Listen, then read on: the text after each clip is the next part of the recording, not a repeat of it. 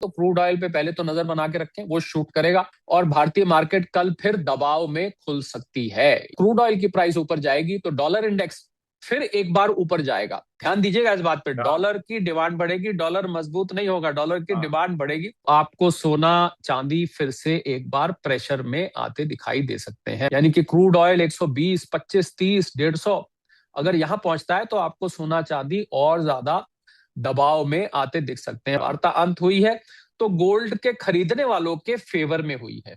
1.25 और 1.5 लाख के बीच में ये कहीं जा सकता है। क्रूड ऑयल का रिश्ता और गोल्ड का रिश्ता मैं समझा चुका हूं। देखा वो सारी उम्मीदों पे पानी फिर गया, ये तो मार्केट अब नीचे जैसे ऊपर गई थी वो नीचे जाएगी। भारतीय मार्केट फिर दबाव में, अच्छे खासे दबाव में दिखेगी। जुआ किसी का ना हुआ।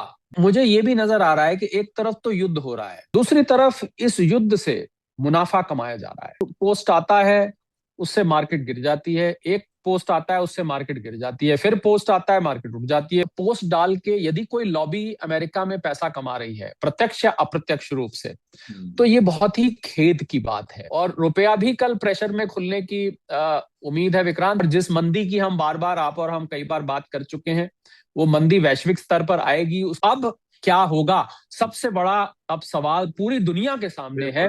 नमस्कार, मैं हूं विक्रांत यादव और आप देख रहे हैं आपका अपना चैनल द स्वतंत्र। रविवार की सुबह सुबह इतनी बुरी खबर आई जो शायद कोई भी कल्पना नहीं कर रहा था। ईरान और अमेरिका के बीच चल रही इस्लामाबाद की बातचीत बेनतीजा साबित हुई।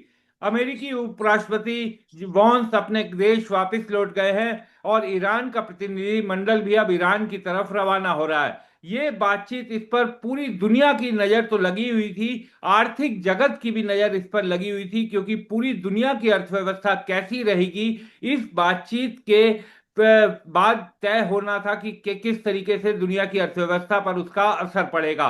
आज हमारे साथ बात करने के लिए मौजूद है डॉक्टर शरद कोहली, जो जियोपॉलिटिकल सिचुएशंस पर तो नजर रखते ही हैं, साथ साथ आर्थिक व्यवस्था क्या असर रहेगा उसके बारे में भी हमें जानकारी देंगे। बहुत बहुत शुक्रिया सर, रविवार की सुबह समय निकालने के लिए। नमस्कार विक्रांत, आपको और द स्वतंत्र के सभी फॉलोअर्स, व्यूअर्स, सब्सक्राइबर्स को मेरा अभिनंदन। सर, सबसे पहले तो यही जानना चाहूंगा, इस बातचीत पर आप भी बहुत करीब से निगाह बनाए हुए थे, किस तरीके से देखा जाए? रात को ये लग रहा था कि बातचीत का एक और दौर सवेरे होगा, लेकिन सुबह तो ऐसी खबर आई कि जिसकी किसी ने कल्पना ही नहीं की थी। बिल्कुल विक्रांत, जैसा मैं निराशावादी तो नहीं साउंड करना हाँ। चाहता, पर मुझे पहले ही पता था ये होना है। और मैंने बहुत सारे प्लेटफॉर्म से बोला था इसका कोई नतीजा नहीं निकलने वाला है, ये खाली एक आई वॉश अंग्रेजी में शब्द होता है। और आप देखिए कि बातचीत 21 घंटे चली। हाँ। 21 घंटे चली और एक चीज और लोगों ने नोट अभी नहीं करी होगी, शायद उनको पता लगेगा कि ये बातचीत हमारी, क्योंकि पाकिस्तान हमारे में समय का डिफरेंस ज्यादा नहीं है, मात्र आधे 1 घंटे का फर्क है। तो एक पूरी रात बातचीत चलती रही। क्यों पूरी रात चलती रही? हाँ। क्योंकि, और हैरानी की बात यह भी देखिए कि एक होटल के स्वीट में ये बातचीत हो रही थी विक्रांत। हाँ। और उस होटल के स्वीट में वैंस साहब ने जाके होटल में कोई, मतलब जो डेलीगेशन था उसने कोई वहां पर सोया हुआ नहीं। हाँ। वो बस जहाज से उतरे हैं, दिन में उन्होंने होटल में जाके नहाया धोया है, शाम को बातचीत चली है। और पूरे के पूरे 21 घंटे बिना सोए बिना कुछ खाए पिए वो सीधा इसी काम से आए थे और उल्टे मुंह लौट गए। मतलब ऐसे ही, मुझे तो लगता है शूज पहने हुए थे, शूज भी नहीं उतारे, शूज पहने पहने लौट गए। अपने बैग में से शायद कपड़े भी बदलने को नहीं उतारे होंगे, वैसे के वैसे प्लेन में जाके बैठ गए, क्योंकि उनके प्लेन में सारा इंतजाम होता है जो यूएस के प्लेन्स होते हैं। 21 घंटे तक क्या बात चलती रही? जो शर्तें रखी गई थी, और जिन 2 शर्तों पे, जो आपको याद होगा आपके आपके ही चैनल पे मैंने बोला था, उन्हीं 2 शर्तों पे आके मुझे लग रहा है बात अटकी है। पहला, स्ट्रेट ऑफ हॉर्मूज, कि स्ट्रेट ऑफ हॉर्मूज जो है हम अमेरिका को कंट्रोल नहीं करने देंगे। ईरान ने ये कहा कि हमारा अपना कंट्रोल रहेगा। हाँ। अमेरिका ने कहा कि ये एक स्वतंत्र पानी का इलाका है, इसको आपको लोगों के लिए खोलना चाहिए। ईरान ने कहा नहीं साहब, ये तो हमारे घर से जाता है, हमारे घर के दरवाजे से जाता है, हम तो इसको नहीं खोलने देंगे। ये पहली। दूसरी जो बड़ी बात जो जेडी वैंस साहब ने अपनी प्रेस वार्ता में बोली है, उन्होंने न्यूक्लियर वेपन्स की बोली है कि ईरान जो है न्यूक्लियर वेपन नहीं बनाएगा, अभी नहीं बनाएगा, नियर टर्म में भी नहीं बनाएगा, लॉन्ग टर्म में भी नहीं बनाएगा। ईरान ने ऐसी कोई शर्त पे मना कर दिया। आपको पता है 450 किलो के करीब उनके पास यूरेनियम है, और जो लोग नहीं जानते, यूरेनियम का इस्तेमाल न्यूक्लियर बॉम्ब बनाने में किया जाता है। यूरेनियम एनरिचमेंट जब 90% हो जाती है तो इससे बॉम्ब बन सकता है। अभी जो यूरेनियम है ईरान के पास वो 60% एनरिच्ड है। 60% एनरिच्ड हो तो आप इससे सिविल कार्य कर सकते हैं, यानी कि आप इससे न्यूक्लियर एनर्जी बना सकते हैं, पावर जनरेट कर सकते हैं। पर जब ये 90% एनरिच हो जाता है तो फिर इससे हथियार बनाए जा सकते हैं। और ये यूरेनियम कहीं धरती में उन्होंने छुपा रखा है, धसा हुआ है। ऐसा माना जाता है कि पिछले साल जब हमले किए थे तो ये पहाड़ के नीचे कहीं अभी दबा हुआ है। और ट्रम्प साहब ने वैंस साहब से 12 बार बातचीत करी है पूरी रात। यानी कि हर 1.5-2 घंटे बाद वैंस से उन्होंने फोन बजता रहा वैंस का, हर 1.5 घंटे बाद। हाँ बताओ, उनका तो दिन था। उनका तो दिन था वहां तो। और देखिए होता क्या, अमेरिका से जब कोई आता है ना तो वो कोशिश करता है कि यहाँ की रात को काम करें, क्योंकि उनको जो जेट लैग होता है वो उसको एडजस्ट नहीं करना चाहते। वो चाहते हैं शॉर्ट टर्म के लिए आए हैं तो अपनी बॉडी की साइकिल ना बिगाड़ें, अपनी स्लीप साइकिल ना बिगाड़ें। तो रात भर वो लगे रहे, यानी कि अमेरिका के दिन में वो देखा जाए तो लग रहे, इस्लामाबाद में रात थी, क्योंकि हमारा पाकिस्तान का समय लगभग एक जैसा है। तो 12 बार, यानी हर 1.5-2 घंटे बाद ट्रम्प साहब ने उनको फोन किया है। तो देखिए, अगर ट्रम्प साहब बार बार फोन कर रहे हैं तो मुझे तभी लग रहा था कि ये बातचीत सफल नहीं होगी, क्योंकि उन्होंने बयान भी ऐसे दे रहे थे, डील हो चाहे ना हो मुझे फर्क नहीं पड़ता। ठीक है, इस प्रकार के ट्रम्प साहब के बयान आए हैं, डील हो चाहे नहीं हो, ईरान की डिस्ट्रक्शन। तो बातचीत के दौरान डिप्लोमेसी ये कहती है कि जब बातचीत चल रही है तो आपको ऐसे बयान नहीं देने चाहिए। और लाजमी बात है, ये जो फोन कॉल चल रही थी जेडी वैंस और उनकी टीम और ट्रम्प साहब के बीच में, इसमें भी वो ऐसी बातें कर रहे होंगे। मानते हैं तो माने, नहीं तो इनकी ऐसी की तैसी। अगर मैं साधारण भाषा में कहूँ, आसान भाषा में, अगर मानते हैं इस पे मनवाओ, नहीं तो ऐसी तैसी कोई ज्यादा। हालांकि बार बार बयान वैंस साहब ये दे रहे थे, जेडी वैंस जो वाइस प्रेसिडेंट है, कि हम बहुत अच्छी मंशा से आए थे, we came with a very good intent, और हम बहुत फ्लेक्सिबल थे। कहाँ फ्लेक्सिबल थे भाई? वो तो आप बार बार कह रहे थे आप न्यूक्लियर वेपन मत बनाओ, न्यूक्लियर वेपन मत बनाओ, आप तो अड़े हुए थे। तो इसलिए इस वार्ता का कहीं कहीं कोई फ्यूचर नहीं था पहले से ही। इस्लामाबाद को वाहवाही मिल रही थी दुनिया भर में, अब इस्लामाबाद की फजीयत हो गई, क्योंकि बड़ी डींग मार रहे थे शहबाज शरीफ और मुल्ला मुनीर कि हम तो जो है दुनिया के मीडिएटर बन गए, हमें नोबेल पीस प्राइज मिलना चाहिए। ऐसे पाकिस्तानी टीवी चैनल्स बोल रहे थे कि इनको नोबेल पीस प्राइज मिलना चाहिए। कहाँ गया वो नोबेल पीस प्राइज? वो तो उतार के उन्होंने शायद जूते भी नहीं उतारे हैं, ऐसे के ऐसे आए, 21 घंटे बात करके वापस प्लेन में चढ़ के और उड़नछू हो गए, वो तो चले भी गए।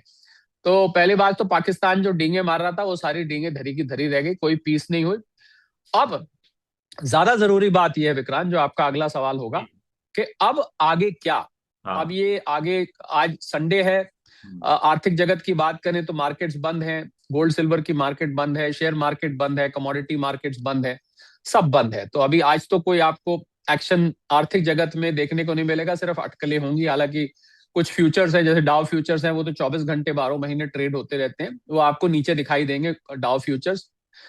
पर पहली बात तो जियोपॉलिटिकल फ्रंट पे हम बात करें, उसके बाद मैं आर्थिक पे आता हूँ। जियोपॉलिटिकल फ्रंट पे मुझे लग रहा है वैंस साहब जब वापस पहुंचेंगे, लंबी यात्रा है, 13-14 घंटे लगते हैं, जब उसके बाद वापस पहुंचेंगे, जाके ट्रम्प साहब से बातचीत करेंगे, और मुझे लगता है कि ये युद्ध फिर से शुरू हो जाएगा। हालांकि बंद तो कभी भी नहीं हुआ था, लेबनान में तो अभी भी भारी भरकम बमबारी चल रही थी, पर युद्ध फिर से शुरू होगा। या तो एक ये पॉसिबिलिटी है कि युद्ध, या ट्रम्प साहब अभी एक बयान दे रहे थे थोड़ी देर पहले, हमने अपने युद्ध के ऑब्जेक्टिव हासिल कर लिए हैं, हमने सब थोड़ी सुबह तो हासिल कर लेते हैं, वो दोपहर तक वो हासिल नहीं हो पाते हैं, शाम तक वो फिर हासिल हो जाते हैं, अगले दिन वो फिर हासिल। तो पहले ट्रम्प साहब पहले डिसाइड करेंगे, पर जो हालात बने हैं वो ये कह रहे हैं कि युद्ध फिर से शुरू हो जाएगा, ऐसा मुझे नजर आ रहा है।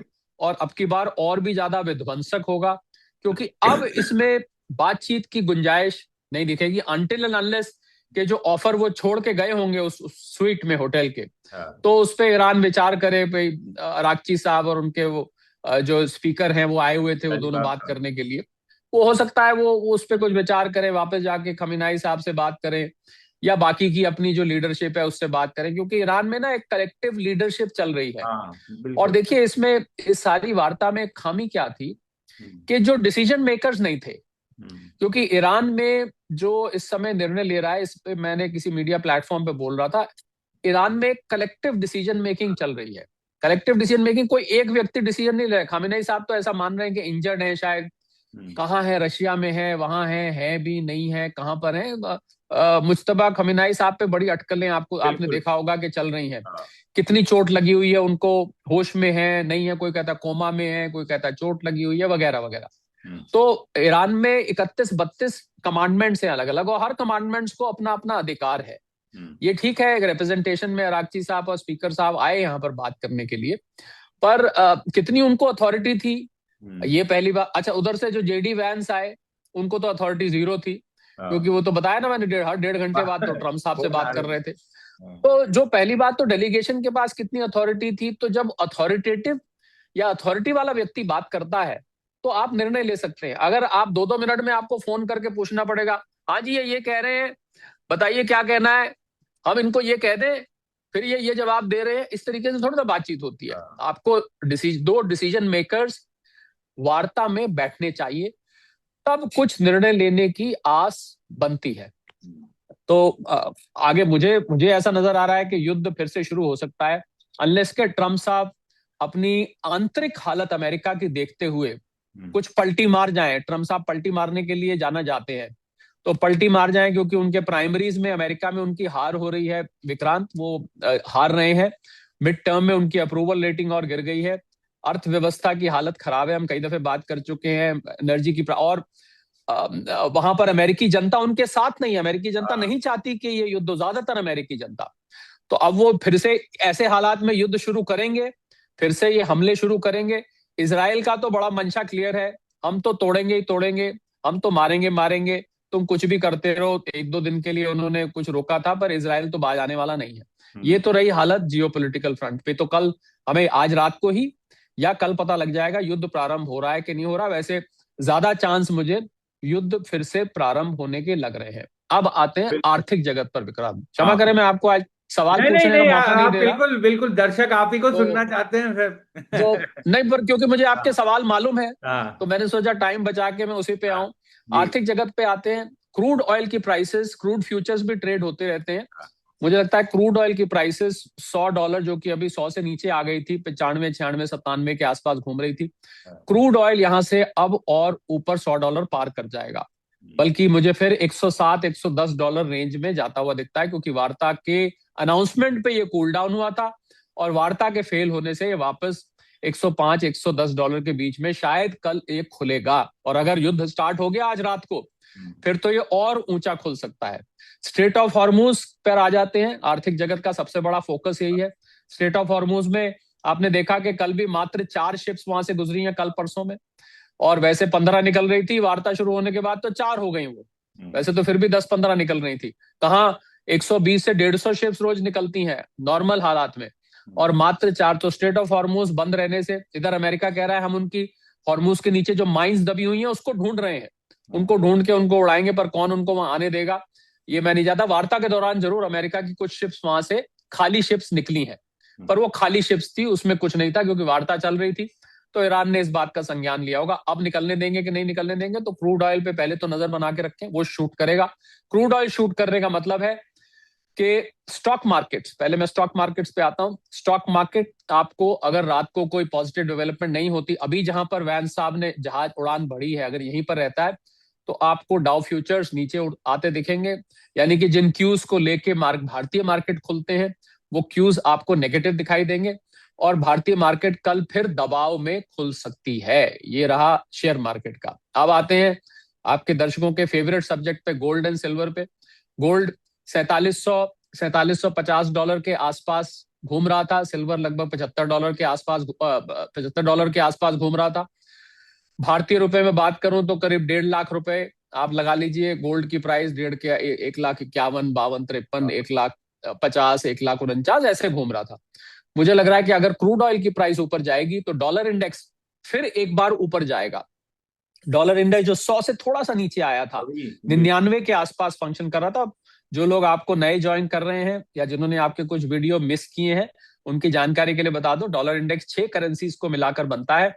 डॉलर को उन 6 करेंसीज के हिसाब से मापा जाता है। ये 6 करेंसीज हैं, British pound, Japanese yen, euro और स्विस फ्रैंक। 2 और करेंसीज है इसमें, कैनेडियन डॉलर और स्वीडिश क्रोमा। इन 6 करेंसीज को मिलाकर डॉलर इंडेक्स बनता है। डॉलर के मुकाबले इनको तोला जाता है, एक बास्केट होती है।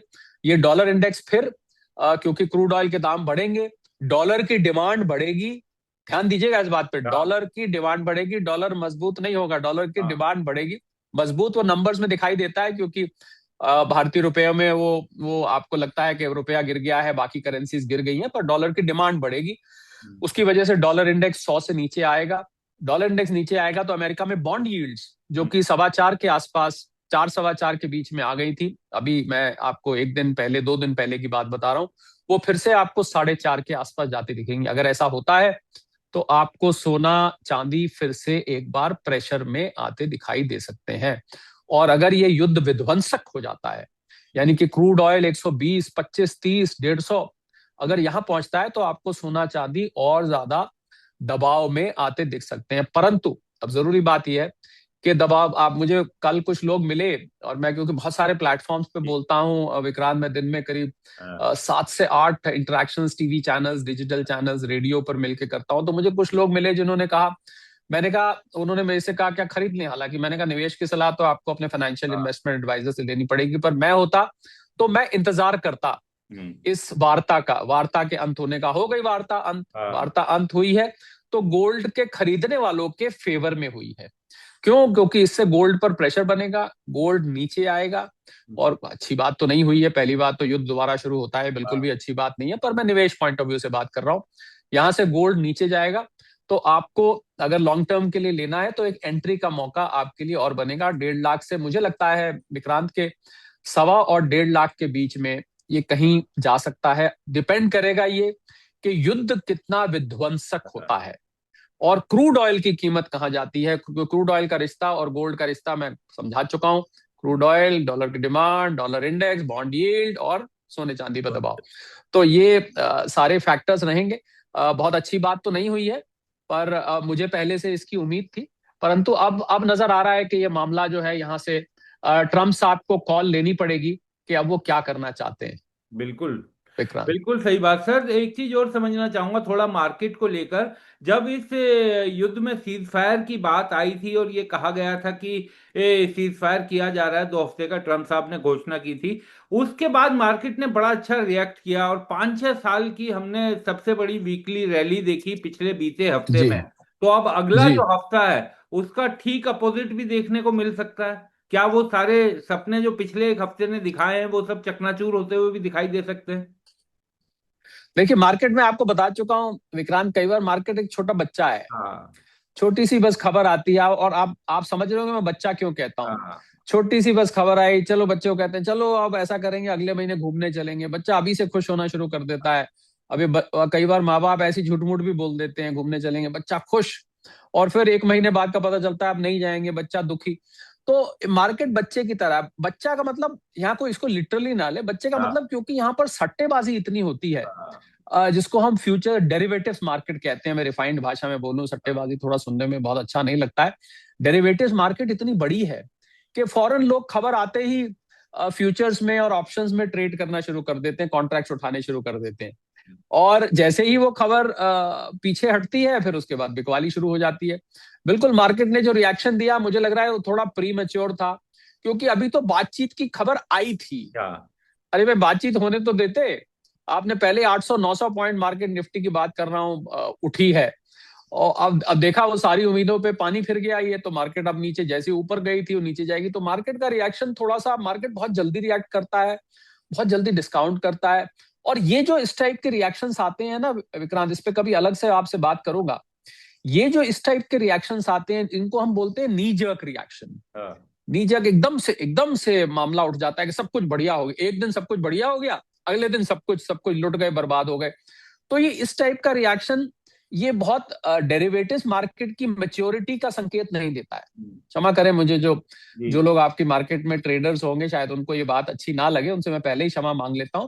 पर आपको मैं जो कह रहा हूं वो तो सामने दिख रहा है, मैं कोई ये अपनी मर्जी से नहीं कह रहा हूं, क्योंकि आपको कल दिखेगा मार्केट में। अगर जेडी वैन साहब जाके संकेत देते हैं और ट्रम्प साहब बैठ जाएंगे अपने ट्रूथ सोशल पर, हाँ ऐसा कोई उन्होंने उन्होंने संकेत दे दिया, तो फिर मार्केट देखिए, डाउ फ्यूचर्स आपको नीचे दिखेगी और भारतीय मार्केट फिर दबाव में, अच्छे खासे दबाव में दिखेगी। तो मुझे लग रहा है कि मार्केट का रिएक्शन बहुत जल्द होता है। देखिए, अगर अगर मेरे ऊपर मार्केट छोड़ दी जाए तो मैं क्या करूंगा, ऐसे जैसे ही वार्ता की खबर आई तो मैं क्या करूंगा, चलिए ठीक है 50-100 पॉइंट हमने ऊपर कर दी, पर मैं कोई भी सौदा उठाने से पहले मैं उस वार्ता का आउटकम का इंतजार करूंगा, तब मैं सौदे उठाऊंगा। अब सटोरी है तो सटोरी है, डेरिवेटिव्स तो डेरिवेटिव्स है, फ्यूचर्स एंड ऑप्शंस तो फ्यूचर्स एंड ऑप्शंस है। वो एकदम से ओवर द बोर्ड जाके, अब सोचिए जिन लोगों ने सौदे उठा लिए होंगे, मैं जो बात कह रहा हूं उसको मैं सिद्ध कर देता हूं। जिन लोगों ने जब 800 पॉइंट ऊपर चढ़ी तो खरीदा ना लोगों ने, तभी तो ऊपर गई, ऐसे थोड़ा ना ऊपर जाती है। अब जिन लोगों ने खरीद लिया होगा, क्षमा कीजिएगा, 24,000 के आसपास मार्केट बंद हुई, जिन्होंने 24,000 पे खरीदा होगा और कल मान लीजिए वो 23,500 पे खुलेगी, तो अब बताइए मैं जो कह रहा हूँ वो ठीक है कि नहीं है। बिल्कुल तो इसलिए मार्केट का रिएक्शन थोड़ा सा जल्दी होता है, बहुत नीजक होता है, छोटे बच्चे की तरह से होता है। तो मार्केट में तो मुझे लगता है जो मैच्योर तरीके से इन्वेस्ट करते हैं वही पैसा कमा पाते हैं, बाकी तो फिर जुआ किसी का ना हुआ। विक्रांत। बिल्कुल सर। तो अगर ट्रम्प साहब जिस तरीके का उनका व्यवहार रहता है या जिस तरीके का ट्रम्प साहब कदम उठाते हैं, अगर ट्रम्प साहब ने आज देर रात तक कुछ भी इस तरीके के कदम उठाने की कोशिश की या उनके ट्रूथ सोशल पर कोई बयान भी आया, तो सर वो जो कहा जाता है ब्लड बाथ मार्केट में, इस तरीके की चीजें भी देखने को मिल सकती हैं क्या? क्योंकि बहुत जी चिंता हाँ, सर ब्लैक पूरी ब्लैक दुनिया मंडे। की। हाँ बिल्कुल। बिल्कुल, आप कुछ कह रहे थे। हाँ बिल्कुल, मैं यही, क्योंकि सर पूरी अर्थ जगत जो है वो इस पर नजर बनाए हुए थे, और सबका ये भी कहना था कि क्योंकि ये सैटरडे संडे में युद्ध हो रहा है तो मंडे को क्या होगा, ये सब कुछ इसी पे टिका हुआ है।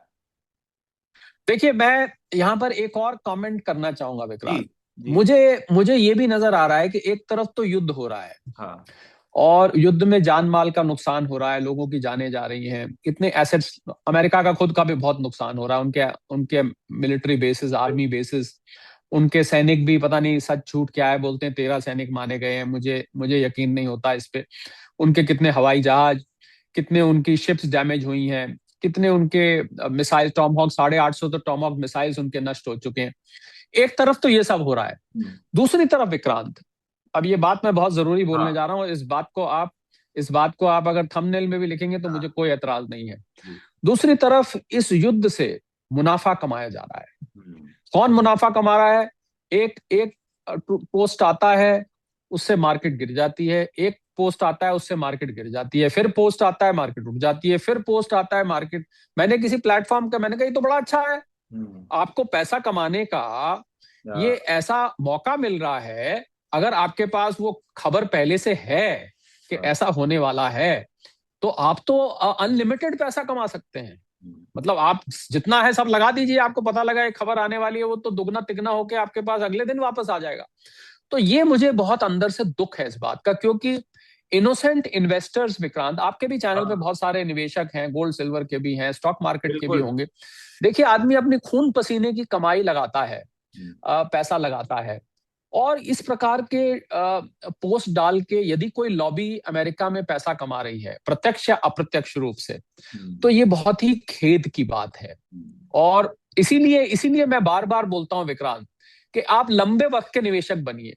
लंबे वक्त के निवेश में क्या फायदा है कि आपको इस प्रकार के जो पोस्ट होते हैं, ये जो मैंने पहले भी बोला था, जैसे सपेरा बीन बजाता है, तो ऐसे ऐसे ऐसे ऐसे करके वो नाग जो है ना उस बीन के आगे अपना सिर हिलाता है, आपने देखा होगा।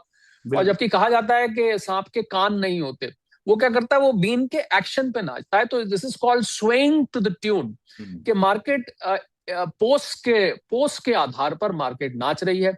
तो ये तो देखिए कितना आसान, आप सोच के देखिए, 1 मिनट के लिए अपने आप को ट्रम्प साहब की जगह डाल दीजिए और $1 बिलियन आप कल ऐसा करिए गोल्ड सिल्वर में, और उसमें आप सैटरडे फ्राइडे को लगा दीजिए। वार्ता वार्ता को आगे मत बढ़ने दीजिए, वार्ता में ऐसी शर्त रख दीजिए जो मानी नहीं जा सकती, अब मार्केट नीचे आएगी, आपको तो पता है। सोचिए, मुझे लगता है विक्रांत, ट्रम्प साहब की जितनी वर्थ थी इस युद्ध से पहले, कहा जाता था $1-2 बिलियन के बीच में उनकी वर्थ थी। अरे इतना पैसा तो एक एक पोस्ट से कमाया जा सकता है एक दिन में। क्षमा कीजिएगा, एक $1 बिलियन 9,200 करोड़ का होता है। और रुपया भी कल प्रेशर में खुलने की उम्मीद है विक्रांत। हालांकि आरबीआई ने जो एनओपी एनआर ऑपरेशंस किए थे, नेट ऑपरेटिंग पोजीशन, उसकी वजह से रुपया 95 से घट के 92 तक आया। कुछ फर्क ये वार्ता की वजह से उम्मीद में भी पड़ा था, तो 92-93 के बीच में रुपया आ गया था। मुझे लगता है हालांकि वो 10 अप्रैल की आरबीआई ने बैंकों को डेडलाइन दी थी अपने फॉरेक्स कॉन्ट्रैक्ट को $100 मिलियन तक रिस्ट्रिक्ट करने की। मैं बता दूं आपके फॉलोअर्स व्यूअर्स सब्सक्राइबर्स को कि जिस प्रकार शेयर्स में और गोल्ड सिल्वर में फॉरवर्ड ट्रेडिंग यानी डेरिवेटिव ट्रेडिंग यानी कि सट्टेबाजी होती है, इसी प्रकार फॉरेक्स मार्केट में भी होती है। इसी प्रकार आप डॉलर के कॉन्ट्रैक्ट्स भी ले सकते हैं अंतरराष्ट्रीय बाजार में। भारत के बहुत सारे प्राइवेट बैंक ने बहुत बड़े बड़े कॉन्ट्रैक्ट लिए हुए थे, जिसको आरबीआई ने लिमिट किया कि $100 मिलियन तक आप 10 अप्रैल तक रखेंगे। उसकी वजह से आपको रुपया थोड़ा सा सुधरता हुआ दिखाई दिया था। कल फिर इस पे दबाव आएगा, क्योंकि एक तो 10 अप्रैल बढ़ाई है कि नहीं बढ़ाई है रिजर्व बैंक ने, इसकी कोई अभी तक अनाउंसमेंट नहीं हुई है। अगर वो नहीं बढ़ाई है तो आपको रुपया कल फिर से एक बार कमजोर खुलता हुआ दिखाई देगा। पर मुझे बहुत दुख है इस बात का विक्रांत के किसी एक व्यक्ति के सोशल मीडिया पोस्ट की वजह से लाखों करोड़ रुपए इधर से उधर हो रहे हैं। कौन इसमें पैसे कमा रहा है? एक इनोसेंट इन्वेस्टर जो आपका फॉलोअर व्यूअर सब्सक्राइबर जो हमें और आपको सुन रहा है, उसकी खून पसीने की कमाई एक एक पोस्ट की वजह से ऊपर नीचे जा रही है, जो कि उसके हाथ में है।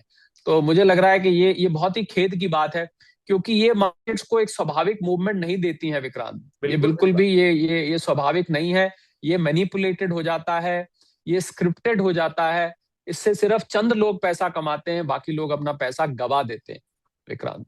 बस सर, मेरा अंतिम सवाल, तो भारत भी जो बड़ी उम्मीदों से इस बातचीत को देख रहा था कि युद्ध परमानेंटली रुके, भारत के लिए भी बड़ी चिंता की बात, क्योंकि महंगाई, तेल महंगा होगा तो सब चीजें, और बाजार बाजार का तो आपने पूरा समझाया ही। भारत के लिए भी बहुत बड़ी चिंता की बात ये। पूरे विश्व के लिए चिंता की बात है विक्रांत, क्योंकि स्ट्रेट ऑफ हॉर्मूज कितना बंद रहेगा, कितना वहां पर जबरदस्ती कोई हमला किया जाएगा स्ट्रेट ऑफ हॉर्मूज में, और क्या वो बिल्कुल बंद हो जाएगा? भारत के जहाज जो धीरे धीरे निकल रहे थे, क्या वो निकल पाएंगे कि नहीं निकल पाएंगे, इस पर निर्भर करेगा। कि हम 40 से अधिक देशों से अपनी एनर्जी सोर्स कर रहे हैं, बाकी जगह से आती रहेगी। भारत के लिए विक्रांत युद्ध से इस वार्ता से पहले भी मैंने जैसे बताया था कि इतनी सप्लाई की चिंता नहीं है इतनी बड़ी। थोड़ी बहुत गैस की चिंता है। हालांकि कल एक बयान आया भारत सरकार की तरफ से कि हम 60% एलपीजी भारत में प्रोड्यूस कर रहे हैं। अपनी जरूरत की 60% अब भारत में एलपीजी बन रही है। ये एक अच्छी खबर है। पर ये जो अनिश्चितता फिर से खड़ी हो गई है, हमारे लिए ज्यादा बड़ी प्रॉब्लम है कीमत, कि अगर क्रूड ऑयल ऊपर जाता है, हमारे लिए सप्लाई अभी इतनी बड़ी चिंता नहीं है। सप्लाई तो हम मैनेज कर लेंगे, कहीं ना कहीं से हम ले आएंगे।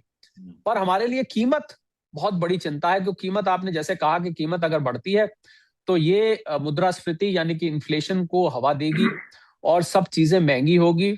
और जिस मंदी की हम बार बार, आप और हम कई बार बात कर चुके हैं, वो मंदी वैश्विक स्तर पर आएगी। उसकी आंच भारत तक भी थोड़ी बहुत आएगी। भारत की जीडीपी पर दबाव दिखाई देगा। जो हम 7-8% के बीच में बढ़ रहे थे, शायद वो 6%, 6.5% आ जाए। अंतर्राष्ट्रीय एजेंसीज ने भी अपनी जो रिवाइज्ड एस्टिमेट्स है, कुछ एक ने घटा दी है, कुछ एक ने वहीं रखी है, कुछ एक ने बढ़ा दी है। बहुत मिलीजुली प्रक्रिया आ रही है, परंतु अर्थव्यवस्था पे दबाव दिख सकता है। रिजर्व बैंक ऑफ इंडिया के गवर्नर ने अभी जो मॉनेटरी पॉलिसी कमेटी की घोषणा करी, उसमें भी इन्होंने इस बात का जिक्र किया कि हमें ग्लोबल चैलेंजेस हैं।